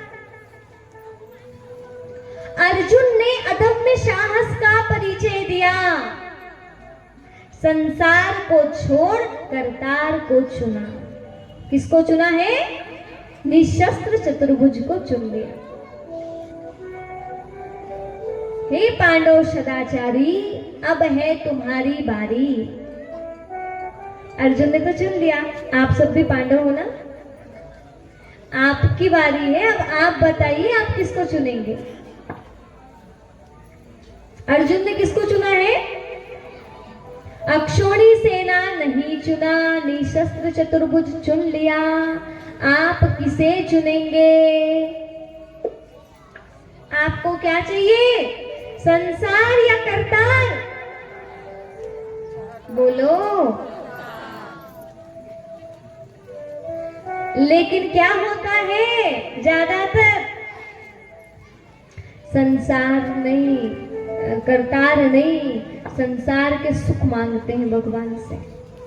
लेकिन अर्जुन ने अदम्य साहस का परिचय दिया, संसार को छोड़ करतार को चुना। पता है कि युद्ध नहीं करेंगे।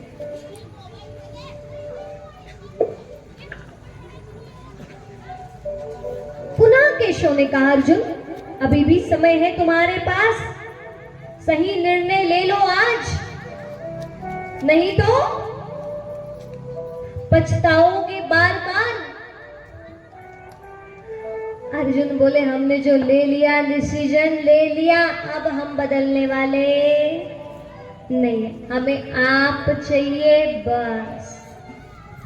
कितने लोग भगवान से भगवान को मांगते हैं? हाथ खड़े करना, प्रभु बस आप चाहिए, हो गया, कुछ नहीं चाहिए। हाँ बहुत अच्छा।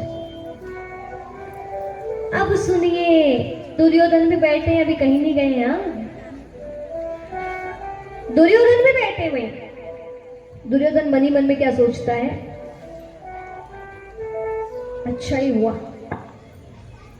अच्छा ही हुआ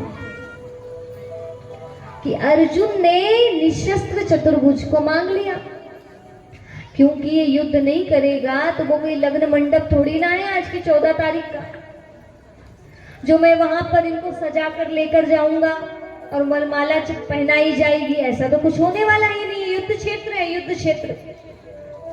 तो क्या किया उन्होंने, अंदर ही अंदर सोच रहा है कितना बढ़िया हुआ, जब जब इन पांडवों को मौका मिलता है, इनको चौका लगाना आता ही नहीं है, इनको सिक्स लगाना आता ही नहीं है, ये हमेशा गलत निर्णय लेते हैं। अंदर ही अंदर खुश हो रहा है दुर्योधन, मुझे तो नारायणी सेना मिलेगी, मुझे तो अक्षौणी सेना मिलेगी, युद्ध में तो भैया सेना चाहिए, सेना। एक तो व्यक्ति क्यों, है ना बात सही, जितने ज्यादा लोग रहेंगे उतने जल्दी विजय मिलेगी। अब प्रभु ने दुर्योधन की तरफ इशारा किया, बोला दुर्योधन क्या चाहिए आपको। दुर्योधन कहता है अब मेरे अनुज ने आपको तो मांग ही लिया प्रभु, अब जो है वही दे दो मुझे। एक बात का ध्यान रखना, जो व्यक्ति अंदर कुछ और बाहर कुछ रहता है वो कभी भी ईश्वर को पसंद नहीं आता है। अंदर से वो खुश हो रहा है और बाहर से ना बनावटी मुखड़ा लेकर बनी बनाई झूठी बातें कह रहा है। ऐसा थोड़ा सा चेहरा भी उतार लिया, गिरा लिया, मतलब ऐसे थोड़ा इमोशनली, अब क्या करूं मेरे अनुज ने ले लिया ना प्रभु, अब जो है वो ही ले लेता हूँ, और अंदर ही अंदर खुश हो रहा है और बाहर से रोने का जैसे बहाना कर रहा है, दिखावा। लेकिन दिखावा करने वाला ईश्वर को क्या समझ में नहीं आएगा। भगवान बाह्य रूप को थोड़ी ना देखते हैं, अंदर के ही रूप को देखते हैं। यदि बाह्य रूप को देखते तो कभी भी सबरी की कुटिया में नहीं जाते, क्योंकि सबरी सुंदर बिल्कुल भी नहीं थी। यदि प्रभु बाह्य रूप को देखते ना तो क्या बता दे, विभीषण को कभी नहीं अपनाते, क्योंकि वो असुर कुल का है। प्रभु किसको देखते हैं, अंदर को देखते हैं, बाहर को नहीं देखते। दुर्योधन बाहर मुख बना रहा है, प्रभु अंदर का देख रहे हैं, बोले ले जा अंदर से, वो भी कह रहे हैं मुझे क्या लगता है। दुर्योधन ने लिया है सेना जी और बड़े शौक से उछलते हुए वहां से निकल गया, सोचते सोचते मेरी तो किस्मत खुल गई। पर हाँ, शकुनी ने दुर्योधन को कहा था कि देखो भांजे जाओगे तो वो उसी को ले आना, माखन छोड़। वो भले ही कुछ नहीं करेगा लेकिन वो जिता देगा, वो जहां रहेगा वहां जीत, जहां प्रभु रहेगा, जहां प्रभु रहेंगे वहां जीती जिताई है।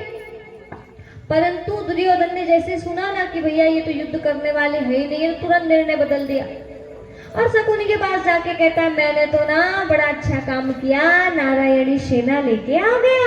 बोले बहुत अच्छा। वो उधर बढ़िया पार्टी शार्टी कर रहे, इधर अर्जुन की परीक्षा स्वयं भगवान लेते जा रहे हैं, परीक्षा के ऊपर परीक्षा।